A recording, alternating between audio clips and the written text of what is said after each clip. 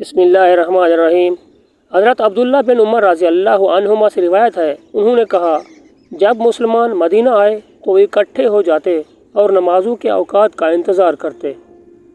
کوئی اس کا اعلان نہیں کرتا تھا۔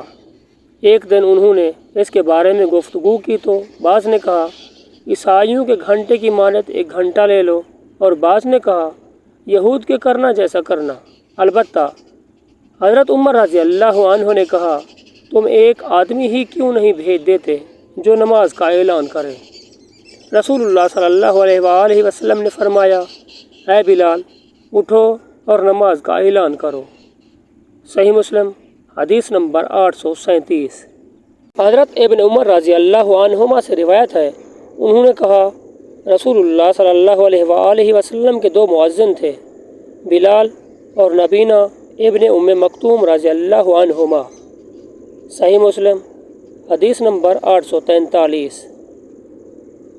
حضرت انس بن مالک رضی اللہ عنہ سے روایت ہے، انہوں نے کہا، رسول اللہ صلی اللہ علیہ وآلہ وسلم دشمن پر طلوع فجر کے وقت حملہ کرتے تھے اور اذان کی آواز پر کان لگائے رکھتے تھے، پھر اگر اذان سن لیتے تو رک جاتے ورنہ حملہ کر دیتے۔ ایسا ہوا کہ آپ نے ایک آدمی کو کہتے ہوئے سنا، اللہ اکبر اللہ اکبر، تو رسول اللہ صلی اللہ علیہ وآلہ وسلم نے فرمایا، فطرت اسلام پر ہے۔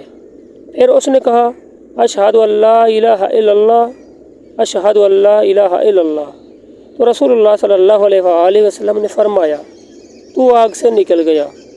اس پر صحابہ کرام رضی اللہ عنہم نے دیکھا تو وہ بکریوں کا چرواہا تھا۔ صحیح مسلم حدیث نمبر 847۔